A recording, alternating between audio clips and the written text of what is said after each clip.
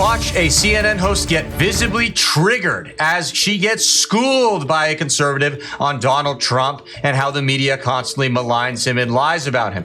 Guys, this is going to be a lot of fun. I know you're going to like it. I don't know about you, but I get sick and tired of seeing these smug, arrogant jerks in the fake news media who think they can sit there and lie and lie and lie and then get mad at you for not buying into their bullshit. I'm sick of it, and I know you guys are too. So we're gonna get right into it. But first, everybody, do me a big favor here. Like our video, share it around, and if you're new, subscribe to the Resist Mainstream YouTube channel so we can keep you guys this great content. As always, everybody, I'm your host, Darian, and thank you for those of you who are returning. We really appreciate you. Let's get to the clip. Part of this, Ryan, we bring you in here, there is a value in either planting seeds or undermining the media or suggesting that you can't trust them and you can trust what I have to say, because I have a feeling that there are a number of voters who are hearing so many things about Trump. They're hearing the claims, they're hearing the statements, they're hearing about members of the cabinet saying no can do, no will do again. And then you hear Trump's campaign saying this is false. President Trump never said any of this. I mean, Trump, though, tonight praised authoritarian leaders, China's Xi, Russia's Putin. Listen to this. Can you imagine what President Xi, I got to know him very well. He's a Real quick, look at that stupid headline right there, because this is important. Trump praises Putin Xi after John Kelly calls him a fascist. They very purposely arranged those words together, obviously. He's a fierce individual. He runs 1.4 billion people with an iron fist. Am I allowed to say he's smart? He's smart. He's a smart man. He's a fierce man. I get along with him very well.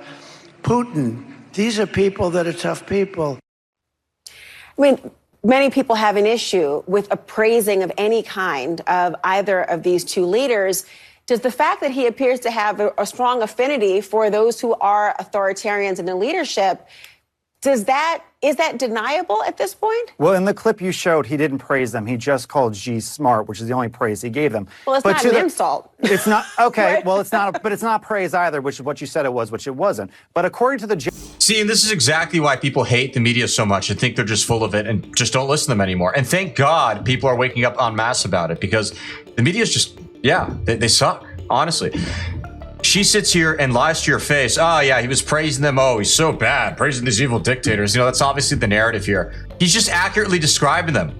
I mean, what kind of idiot is not going to admit that Putin is a tough guy or that Xi is smart? It's just true, okay? You don't have to like them or hate them to acknowledge it. It's simply called observing reality. I mean, it's about as dumb as I walked outside and said the sky is blue, and someone said, "Oh, why are you praising the sky? How dare you? We don't praise brutal skies around here. It's not okay." That's the level of logic we're dealing with. I've talked with toddlers who are smarter than this. It's just incredible. Either, which is what you said it was, which it wasn't. But according to the Jeffrey Goldberg article, which we've talked about this entire night, you can't trust that article because the quote, 60,000 for an effing Mexican funeral, the only two on-record sources both said that he didn't say that. The only source is an anonymous source, and the family of the deceased soldier said that he was lovely to them, and in fact, they voted for Donald Trump today.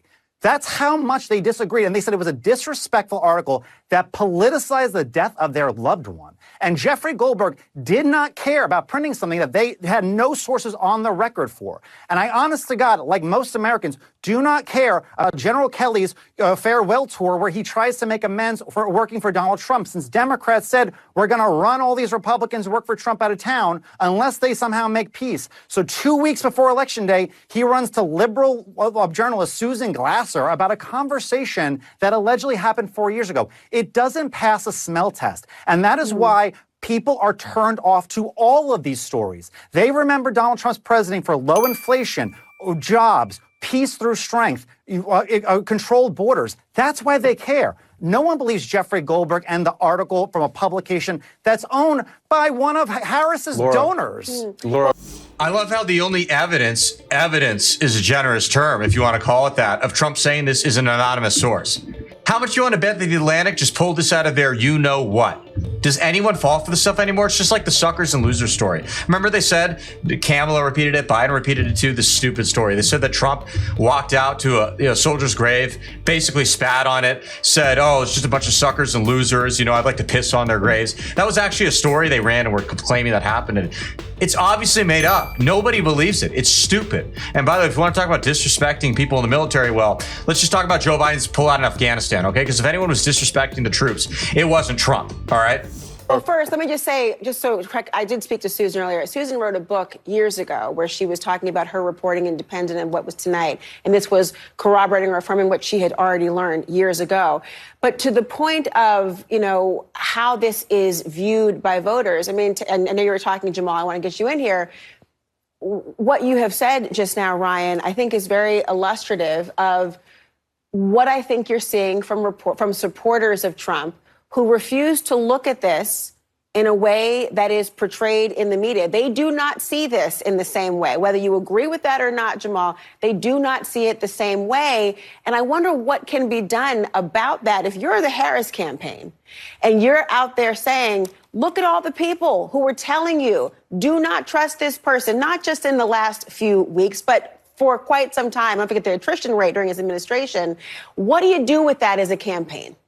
First of all, what reason do we have to believe anything Donald Trump says? Donald Trump lies about things that we have seen with our very own eyes, right? We all watched January 6th, and he says it was a day of love. So we don't have a reason to believe Trump. I'd rather believe military generals who are honored and decorated, and people don't have any reason to lie, right? It makes more sense. Yeah. Former Trump admin official who's kissing a bunch of Democrat you-know-what has no reason to lie. Really? Ever heard of cancel culture, buddy? Spoiler alert, a lot of people are cowards and they cave to it. It's nothing new. John Bolton was in the Bush White House. Did you believe him? This isn't about the Bush White House. No, you didn't believe him. You believe him now that he attacks Trump. This isn't about the Bush White House. Because you can say what you want to say about the Bush. When there were Republicans who attacked Trump. This isn't about that, sir. This is about the person that is aspiring to be president of the United States today.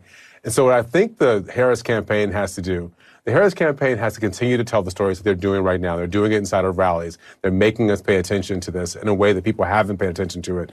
And I think what will happen over the course of time is that it's not going to be that Donald Trump is going to be at 45 or 44%. This is going to be a 48, 49% candidacy. But if the Harris campaign can peel 2 points off of Donald Trump, 1 or 2 points off of him in these battleground states, they win this election.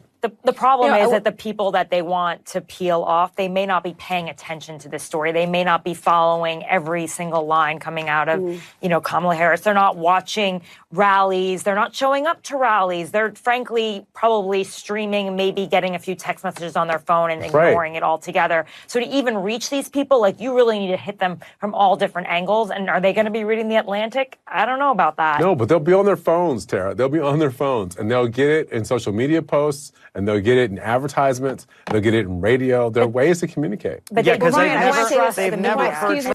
Just blast the propaganda all over the place so the stupid peasants eventually see it and are then convinced to vote for Kamala.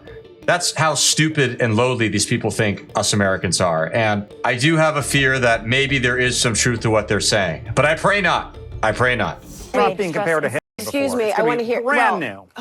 Excuse me. I want you to hear, since you talked about Jeffrey Goldberg, I want you to hear, he was actually on CNN earlier this evening defending his work. And I know that you took issue with the way in which it was written and conveyed the information. Listen to this for a moment. Mark Meadows was in the meeting. Kash Patel was in the meeting. A whole bunch of other senior officials were in the meeting. I have sources who are sitting in that meeting. I have contemporaneous notes taken by participants in that meeting that describe exactly what I described in the story. Well, this is the thing. Voters have heard one side, the other side, hearing from him. And of course, we'll hear from the candidates 14 days from now. We'll see how they decide the issue. Thank you all so much. Thank you. Wow. Shiver me timbers. Some liar in the media declared something to be true, even though he has zero evidence for it whatsoever other than, just trust me, bro. Well, that must mean it's true. You're right. Yeah, Donald Trump is a horrible racist and a liar, and he hates the veterans and everything else.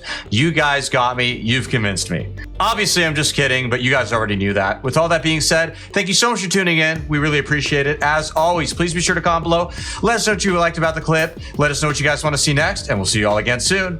Thank you, and God bless.